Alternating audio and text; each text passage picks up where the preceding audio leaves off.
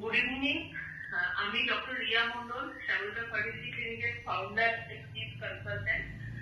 আর আমার সাথে আজকে হেলথ টকে আছেন doctor Sourav Mal, general physician এবং diabetologist, Shyamalata fertility clinic. Doctor Sourav, hello. আজকের আমাদের টপিক ডিসকাশন হচ্ছে ওয়ার্ল্ড ক্যান্সার ডে অ্যাওয়ারনেস নিয়ে। তো আজ 4 ফেব্রুয়ারি, আজ ওয়ার্ল্ড ক্যান্সার ডে। তো আমি প্রথমেই ডক্টর সৌরভকে যেটা জিজ্ঞাসা করবো সেটা হচ্ছে যে what are the science and symptom, মোটামুটি কি সাইন সিমটম হলে পেশেন্টরা একটু অ্যালার্ট হবে, মানে অ্যালার্মিং সাইনটা কি, যে এই অ্যাবনর্মালিটিটা হচ্ছে, এটা আমার কিছু প্রবলেম হতে পারে, আমাকে ডক্টর দেখানো উচিত, এই ব্যাপারটা একটু ফোকাস করতে হবে ডক্টর সৌরভ। একদম নিশ্চয়ই। আমাদের দৈনন্দিন জীবনের যে কোনো ঘটনা যেগুলো আমাদের নর্মালের থেকে আলাদা, যেমন সেটা ঘুম হতে পারে, খাদ্যাভ্যাস হতে পারে, সেটা দৈনন্দিন জীবনে যদি কোনো রুটিন লাইফের থেকে কোনো কিছু আলাদা হয়ে থাকে তাহলে সেগুলো অ্যালার্মিং সাইন হতে পারে। আমাদের খাবার খেতে অনীহা বা খাদ্যাভ্যাসে খেতে ইচ্ছা না হওয়া এবং আমাদের ওজন কমে যাওয়া, এছাড়া অম্বল হওয়া, শরীরের মধ্যে বিভিন্ন অসুবিধা, যেমন মানে কোনো জায়গা ফোলা আস্তে আস্তে হয়ে যাওয়া এবং সেটার ক্রমাগত পরিধি বৃদ্ধি হওয়া, সেটা ব্যথা হতেও পারে, নাও হতে পারে। এছাড়া আমাদের পায়খানার নর্মাল অভ্যাস থেকে সেটা আলাদা হওয়া, অতিরিক্ত হয়ে যাওয়া, বা আমাদের সেটা কালচে ভাব বা রক্ত আবাসা হওয়া, বমি হয়ে সেটা কন্টিনিউয়াসলি থেকে যাচ্ছে, 3 সপ্তাহ হয়ে যাচ্ছে তারপরেও। এছাড়া আমাদের জ্বর, সেটা যদি 3 সপ্তাহ পরে না যদি ঠিক হয়, আমাদের জ্বরটা রাত্রেবেলা অতিরিক্ত ভাবে ঘাম দিয়ে যদি ছাড়ে, কাশি হয়ে সেটা যদি 3 সপ্তাহ পরেও থাকে এবং তার সাথে যদি রক্ত আসতে থাকে, এগুলো অবশ্যই অ্যালার্মিং সাইন হিসেবে ধরা যেতে পারে। একদমই তাই। আর আমার ফিমেল পেশেন্টদের ক্ষেত্রে আমি জাস্ট একটু অ্যাড করবো, সেটা হচ্ছে যে আমাদের irregular bleeding, abnormal uterine bleeding যেটা আমরা বলি, তো সেটা হলে, সেটা যদিও এই মুহূর্তে এখন আমাদের যে লাইফস্টাইল রিলেটেড ডিজিজ আছে তার জন্য এটা খুবই কম, কিন্তু আপনাদেরকে যেটা বলার যে আপনাদেরকে ডক্টরের কাছে আসতে হবে। অ্যাবনর্মাল ব্লিডিং যদি হয়, বা স্পেশালি পোস্ট মেনোপজাল ব্লিডিং, অর্থাৎ মেনোপজের পরে হঠাৎ করে স্পটিং বা ব্লিডিং শুরু হয়েছে, এই জায়গাগুলোতে কিন্তু মোটামুটি অ্যালার্ট থাকতে হবে। এবং ব্রেস্ট ক্যান্সারের ক্ষেত্রে সাডেন কোনো লাম্প অ্যারাইজ করেছে, যেটা খুবই হঠাৎ করে পেইনফুল লাগছে, বা একটা পেইনলেস লাম্প অনেকদিন ধরে তার সাইজটা আস্তে আস্তে আস্তে আস্তে বাড়ছে, এই জায়গাগুলো, বা কোনো লিম্ফ নোড খোলা থাকছে, তার সাথে ডক্টর সৌরভ যেগুলো হাইলাইট করলেন, অর্থাৎ আনএক্সপ্লেইনড একটা ফিভার, এগুলো কিন্তু আমি বলবো ব্রেস্ট ক্যান্সারের ক্ষেত্রে অ্যালার্মিং সাইন্স। এবং সার্ভাইকাল ক্যান্সারের ক্ষেত্রে যেটা আমি বললাম এর আগে, একটা ব্লিডিং, একটা অ্যাবনর্মাল ব্লিডিং, একটা বেসিক্যালি পোস্ট মেনোপজাল ব্লিডিং, বা অনেকের অ্যাবনর্মাল ডিসচার্জ হয় জায়গা থেকে, এগুলো কিন্তু খেয়াল রাখতে হবে। তো এরপর doctor Sourav, I will ask you, what is the theme of this year's world cancer day? থিমটা কি এবছরের? এবছরের থিম হচ্ছে ইউনাইটেড বাই ইউনিক। এটা একটা মাল্টিডিসিপ্লিনারি অ্যাপ্রোচ, মানে প্রত্যেকের ক্যান্সারের উপসর্গ আলাদা। উপসর্গ থাকলেই তার ক্যান্সার হয়েছে এটা নয়, কিন্তু ক্যান্সার থাকলে তার কোনো উপসর্গ থাকতে পারে। তো আমাদেরকে early detection and diagnosis, treatment এবং hope for the best, that's the only way out to fight against cancer. তো একদমই তাই। সেটা যেটা আর্লি ডায়াগনোসিস আমরা সব ক্ষেত্রেই বলি, সেই ডায়াগনোসিস করাটা আমাদেরই কাজ, আমাদের ডক্টরদেরই কাজ, কিন্তু আপনাদেরকে যেটা করতে হবে, পেশেন্টদের যেটা করতে হবে, সেটা হচ্ছে যে আসতে হবে আমাদের কাছে। অযথা গাফিলতি করলে হবে না। যেরকম আমি সার্ভাইকাল ক্যান্সারের ক্ষেত্রে পার্টিকুলারলি বলবো যে এইচপিভি ভ্যাকসিনেশন এবং প্যাপসমিয়ার, রুটিন প্যাপসমিয়ার, এটা কিন্তু একটা সার্ভাইকাল ক্যান্সারের প্রিভেনশনে একটা অন্যতম দুটো দিক, যেটা অনেকটাই আমরা কিন্তু ক্যান্সারাস ডেথটাকে আমরা প্রিভেন্ট করতে পেরেছি। তো সেই জায়গা থেকে দাঁড়িয়ে সার্ভিকা ফার্টিলিটি ক্লিনিক মঙ্গলবার এবং শনিবার ইভিনিং এ সার্ভাইকাল ক্যান্সার অ্যাওয়ারনেস ক্লিনিক করে থাকবে। মানে অলরেডি আমাদের ভ্যাকসিনিয়ার অনেক আগে থেকেই এখানে চলছে, তবে নেক্সট উইক থেকে আমরা প্রতি মঙ্গলবার এবং শনিবার সন্ধ্যেবেলা সার্ভাইকাল ক্যান্সার অ্যাওয়ারনেস আমাদের ক্লিনিক থাকবে, যেখানে একটা ইন্টিগ্রাল পার্ট হচ্ছে ভ্যাকসিনিয়ার এবং তার সাথে এইচপিভি ভ্যাকসিনেশনও কিন্তু সার্ভাইকাল ফার্টিলিটি ক্লিনিক থেকে দেওয়া হবে। এবং এটা তো গাইনোকোলজিক্যাল পার্ট থেকে হলো, ডক্টর সৌরভ কিন্তু প্রত্যেকটা আমাদের যে সিস্টেম তার সিম্পটম সম্পর্কে হাইলাইট করেছেন।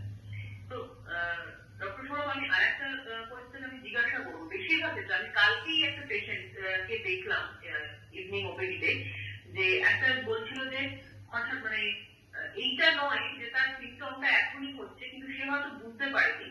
তো যেটা বলতো একদম প্রচন্ড ভাবে জ্বালা পোড়া হচ্ছে, তো নর্মাল ইউএসবিতে কিন্তু কিছুই ধরা পড়ছে না। এবং আমার মনে হলো সে বলছে পেটের মধ্যে একটা অস্বস্তি হচ্ছে বলে সে আমার কাছে এসেছে, কিন্তু আমার মনে হলো যে he should consult a general physician বা অন মেডিসিন, কারণ সে একটা আমাকে হিস্ট্রি দিল। আমি যখন জিজ্ঞাসা করলাম যে মোটামুটি একটা স্কিপিং মিলের হিস্ট্রি আছে, একদমই একটা না খাওয়ার অভ্যেস অনেক দিন ধরে খালি পেটে থাকে, এবং একটা লং টার্ম টোবাকো ইউজের হিস্ট্রি আছে।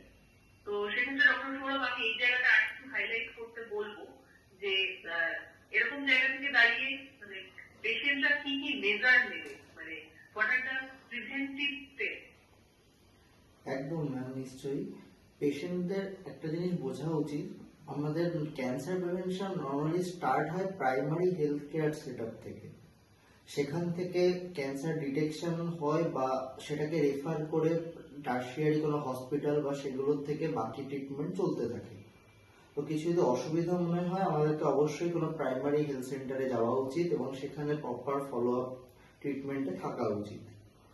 এটা ছাড়া আমাদের কিছু কিছু জিনিস আমরা লাইফস্টাইলে পরিবর্তন আনলে অনেক সুস্থ স্বাভাবিক জীবন ধারণ করা যাবে, যাতে আমাদের খাদ্যাভ্যাস পরিবর্তন করা এবং একটা সঠিক ব্যালেন্স ডায়েট রাখা, একটা নিয়মিত 7 থেকে 8 ঘন্টার ঘুম, নর্মালি আধ ঘন্টা করে দিনে হাঁটা চলার অভ্যাস করা, এগুলো করলে অনেক সুস্থ, আর যোগা বা আরো অনেক অ্যাক্টিভিটিতে নিজেকে ইনভলভ রাখা, তাহলে অনেক সুস্থ স্বাভাবিক জীবন ধারণ করা যাবে।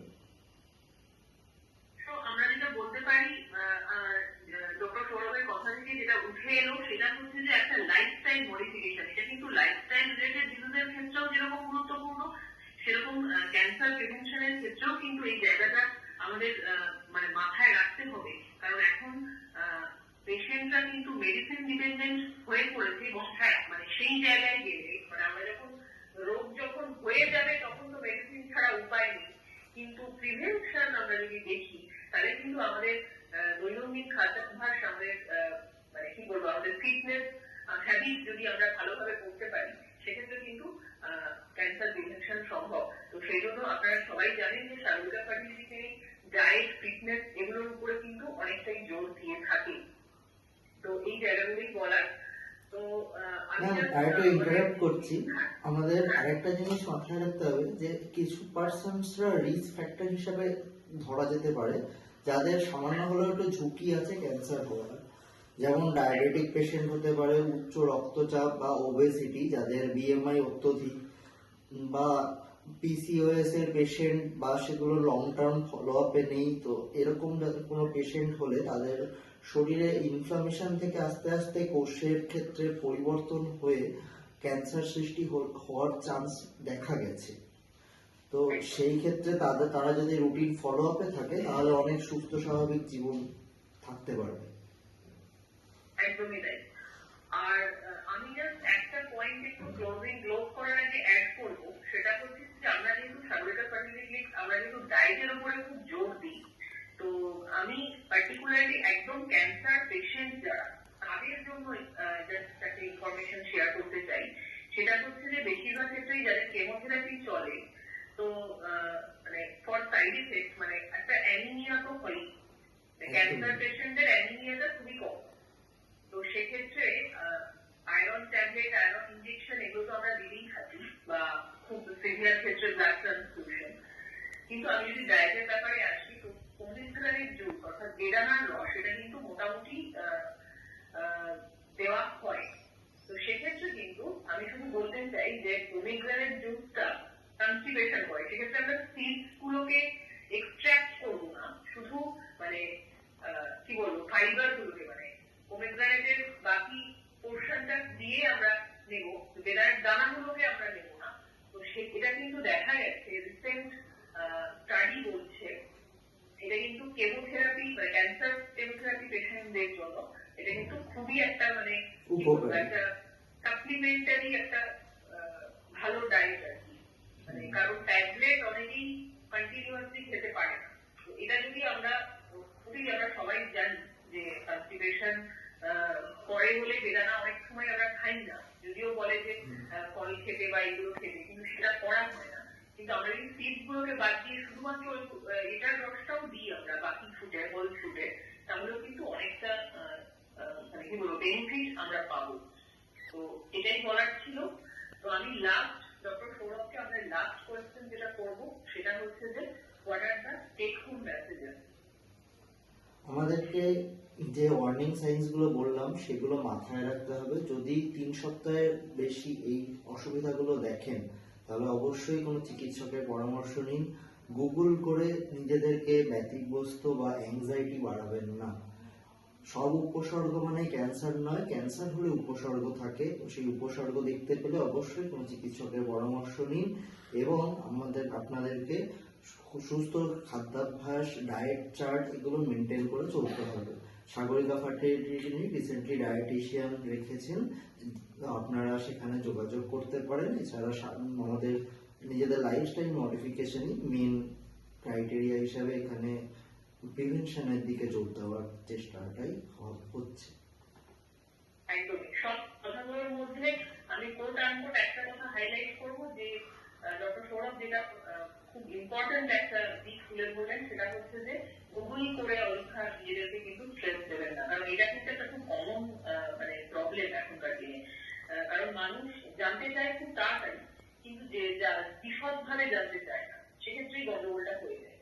তো আমার মনে হয় সেটা করার থেকে আপনারা এক্সপার্ট ওপিনিয়নটা নিন, এটা আপনাদের হেলথের জন্য বেনিফিশিয়াল। তো এইগুলি আমরা আজকের কনভারসেশন এখানে ক্লোজ করছি। Thank you doctor Sourav for your valuable opinion. আর আমরা পেশেন্টদেরকেও বলবো যে আপনারা সুস্থ থাকুন। Thank you ma'am.